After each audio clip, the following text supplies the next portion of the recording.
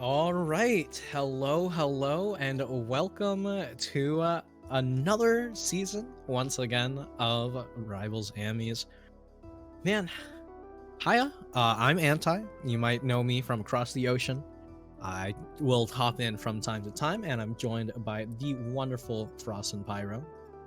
Introduced by a wonderful person. Thank you, Ante. Yes, I'm Frost and Pyro. I haven't been here for a while. It's odd commentating Rivals. Yeah, I mean, one of the last times I commentated Amies, it was with you, so it's great to be back, you know? Yeah, in the finals. That was good fun. Honestly, one of the best commentating sessions I've had. I mean, with a world-class commentator like yourself. I mean, I had a great time with you as well. But either way, you know, gonna be starting things off with, I do believe this is Pesant versus Jevil. Now, unfortunately, we do not have all the replays for this, you know, a little bit of shenanigans here and there when it comes to autosave. Y'all know how it is. But either way, game one is a loss to time, so we're going to be moving on to game number 2. Which will find us on Fire Capital, I do believe. Mm-hmm. A little bit of history, actually, because I'm aware you might not know Peasants. I am not aware. So, back when I was a little amateur player, about 2 years ago nearly now, which is crazy to think about. Wow. The time really does fly. Oh, it does. You know, suddenly I'm gonna be married, I'll have kids, you know, next thing I know, Rivals not gonna be on the table anymore. But Pesant, actually, back then, in the first season of Amies, Pesant was the favorite to win. It was myself, Cherry, and Pesant, and Pesant was bet on by S&C, a few other top players. Like, Pesant was the one to win. And then they didn't show up as often. I think it was a few internet issues, unfortunately. So, Pesant used to be a pretty big threat going into the first few qualifiers. Whenever they did show up, they made it to top 8 and then had to DQ because of net, and it was a tragedy. Ah, that's rough. I cried less watching Titanic. I mean, I don't blame you. Seeing a player not really live out their full potential always feels bad. But it's great to know that Pesant is finally back, finally able to really show us their stuff. And, you know, still after 2 years, there's been a lot of changes in this game. But who knows whether or not it's really going to come through. Anyway, I'm going to be starting things off on Fire Capital whenever we are ready. And here we are, Sylv versus Hodan. Not a matchup you're really used to seeing all that much. It's, we don't exactly have many Hodans in Australia either, so seeing a Hodan in general, you really only see in the Amies. We don't really have too many top levels, if present at all. So I'm actually going to have to rely on you here, because I think, you know, you might be a little bit more aware about the Hodan tactics and way Hodan should play neutral and interact. I mean, I would say that because North America does have quite a few, but it's so difficult because everything is player to player, and right now Pesant knows exactly what to do in order to deal with Jevil's Hodan. Has racked up so much damage, but actually stealing out the stock might be a little bit of an issue. You know, game 1 actually did go to Jevil, so Pesant has to find a way how to make a comeback, really break this momentum. Double Beast Dash, already doing so much damage, but Jevil racking up so much that it's already even from what was a huge lead from Pesant. Well, opening in the first stock here with both players already at kill percent, just over a minute into the game. Nothing just yet. I mean, I think that's partly because Pesant not being played for a while, not being familiar with this matchup.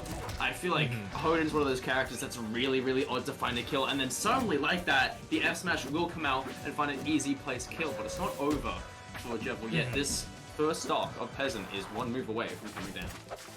Yeah, I mean, Pesant could absolutely go down here, not going to die to the dash attack, but the dare, so difficult to tech that if you're not aware. I said it time and time again, Hodan is the matchup check character. Like, if you do not have the knowledge for this character, it's not going to be easy. But right now, Pesant just trying to play out the neutral, trying to control this space, trying to not get cheesed out. And right now, you know, those fundies really coming into handy. Yeah, I mean, especially being so aware of the Hodan stage present, you know, just using back air, pushing Jevil further and further back, saying, hey, I need this space. You know, my recovery ain't great. I want a little bit of breathing room. And Jevil respecting that, which I think is interesting, not knowing how to combat the back air and not even going in just after. Shows a little bit of uncomfortability, not in the matchup, but, you know, with the what a like parry! You want so much respect, and the parry coming in as well. And that will be it, just stalling with back air, and then a very nice up smash to take Jevil's second stock. Yeah, I mean, Pesant once again going to retain the lead here, not going to get caught by the Bear 1 up strong. Beautiful stuff from Pesant. It looks like they actually know this matchup really well. You know, Jevil just trying to find some way how to get away from this Sil Blender, but this Grass Dog has come to absolutely clear the floor, and clear the floor they might. That parry coming just commanding so much more respect. As you said, the lawnmower is coming in, and he clears out the grass, and there it is! The lawnmower will land, but not quite enough. Heavy boy. On. Yeah, Hoden is such a tank when it comes to the character list of rivals. I don't know how it compares to Crag in terms of stat, but right here, it doesn't matter how heavy you are, Pesant, just the onslaught onto Jevil, launching them so high.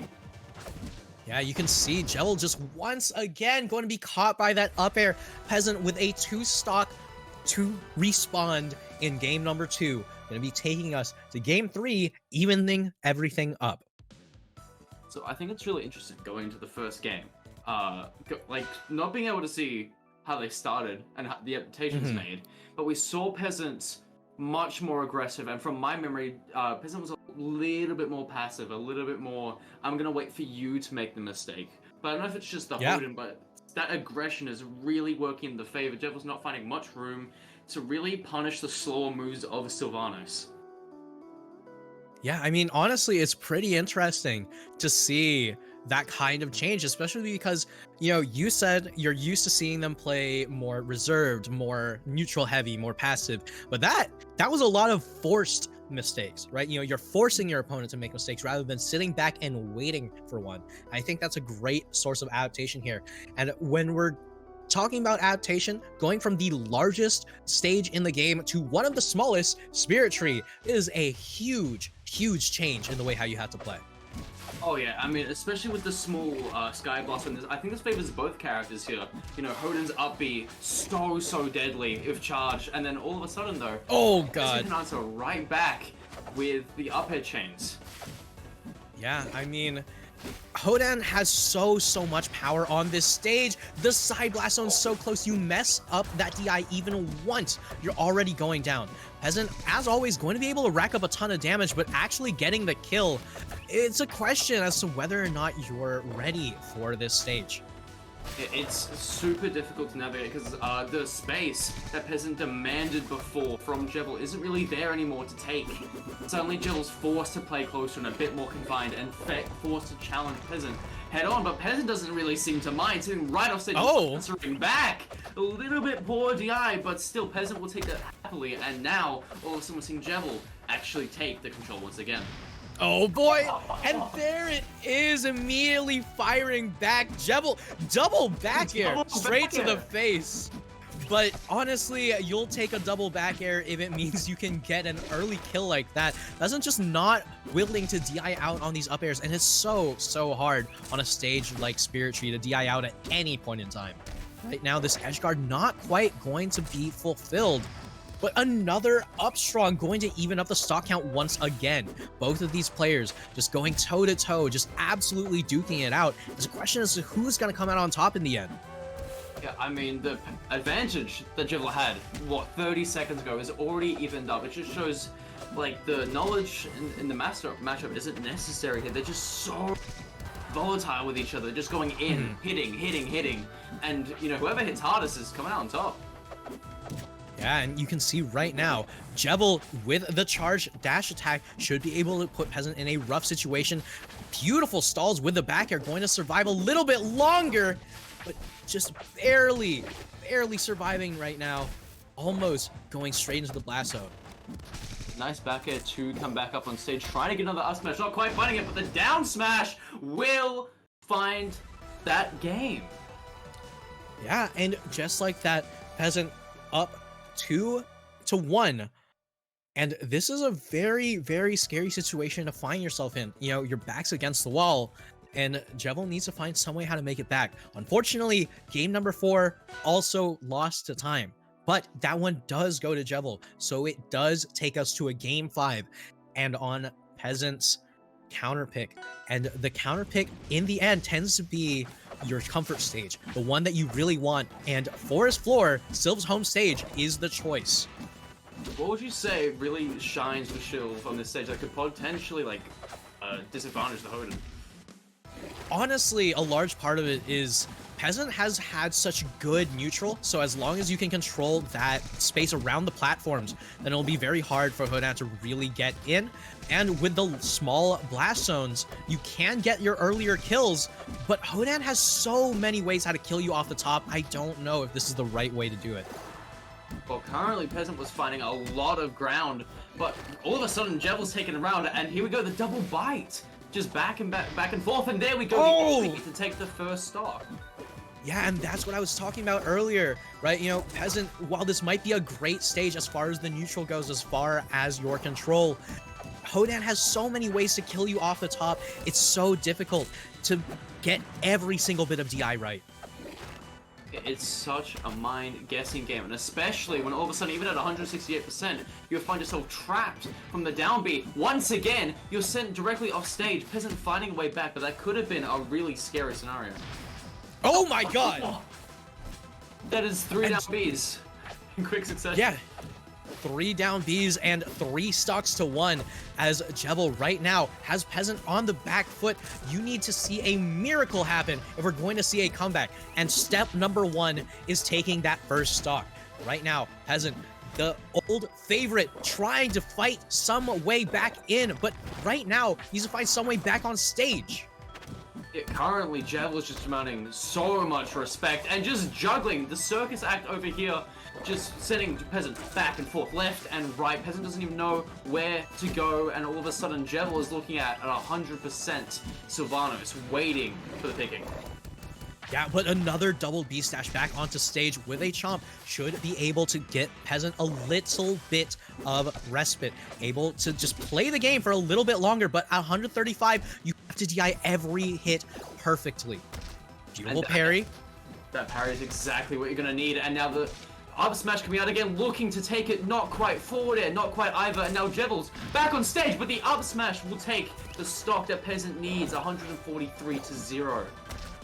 Beautiful parry to start things off. Pesant in the game, able to start off the dog blender that we all know this Sylph can do, but the B stash going to get caught by Jevil in the last game of the set. We've seen those double B stash time and time again, and Jevil waits for game 5, waits for the chance, waits for their moment, and takes it barely over Pesant.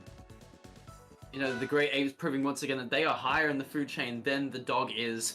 Just taking the lawnmower and using it in its own way. Jevil masterfully played that final stage, using what was meant to be Sylvanas' advantage with using the high hitboxes, just took it to their own. And then even when they couldn't, even when they said, oh, you know, the sky's a bit too high, just happy to push them over to the edge. And just kept Pesant so in control, as I said before, just juggling back and forth. Pesant not really sure where to go. Yeah, I mean, you've seen it in Elden Ring, you'll see it here.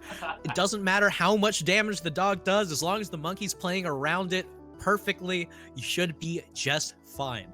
But right now, that's going to be a very, very difficult point for Pesant because, you know, you might have been just a tiny, tiny bit away from bringing that all the way back. It's a real question as to whether or not Pesant's going to really be able to recompose themselves in losers. Yeah, I mean, as you said, just now waiting in the loser's bracket. It's a very daunting dog, I must say. You know, when you're, especially some of the newcomers, you've seen them again and again in Amis, but this is a player that we haven't really seen much of for the past year or so. And suddenly they're just waiting for you at the end of the bracket before you can go into grand finals. And I must say, it's a little bit daunting.